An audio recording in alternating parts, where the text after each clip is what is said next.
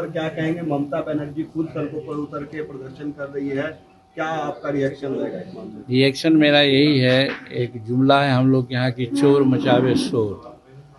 ममता दीदी जो सड़क पर उतर रही है, किसके खिलाफ उतर रही है? उन्हीं के कार्यकर्ता लोग ने ही ऐसी घटना का अंजाम दिया है, जैसा हमको पता है। उनको घटना घटाने वाले लोगों को चिन्हित कर करके सीवियर कार्रवाई करना चाहिए। ऐसी कार्रवाई करना चाहिए कि फिर कोई दूसरा नाम न ले और उल्टे अब वो सड़क पर उतर करके वो क्या कहना चाहते हैं। जिस प्रकार की घटना घटी हो शर्मनाक है। देश में हम समझते हैं इस प्रकार की अप्रिय घटना बहुत कम होती है। बिहार के भागलपुर में अगवानी पुल 2 साल में तीसरी बार गिर गया है। सरकार पर और विभाग पर बहुत बड़े सवाल खड़े हो रहे हैं, क्या कहेंगे?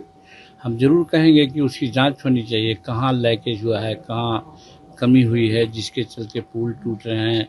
एक पुल नहीं, सीरीज ऑफ दी पुल टूट रहे हैं।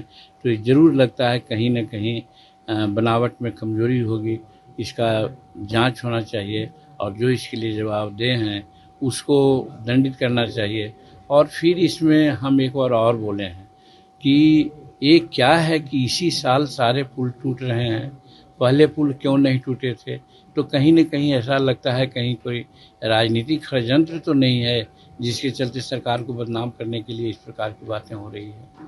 प्रशांत किशोर बाई पोल लड़ने जा रहे हैं। बिहार में राजनीतिक पार्टी की शुरुआत हो रही है, क्या कहेंगे इस पर? क्या कुछ नुकसान होगा एनडीए को उनके पार्टी बनाने से, चुनाव लड़ने? अब नुकसान होगा या फायदा होगा ये हम कहने वाले कौन हैं?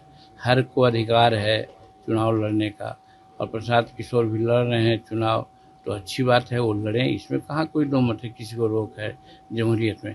लेकिन यहाँ जैसे दर्जनों पार्टियाँ लड़ती हैं वैसे एक पार्टी वो भी लड़ेंगे।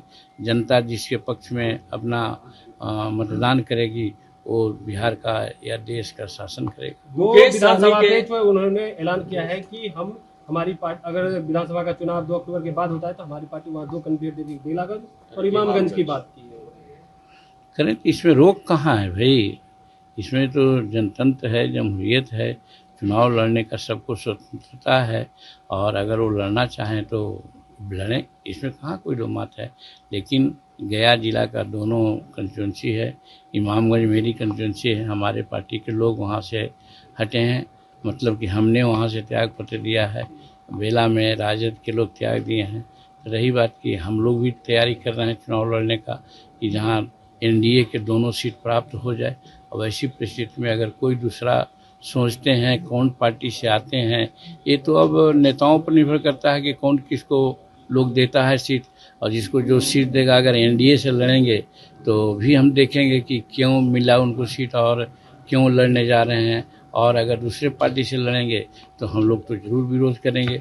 हम लोग चाहेंगे कि एनडीए का सीट इमामगंज रहा है और महागठबंधन का सीट बेला रहा है।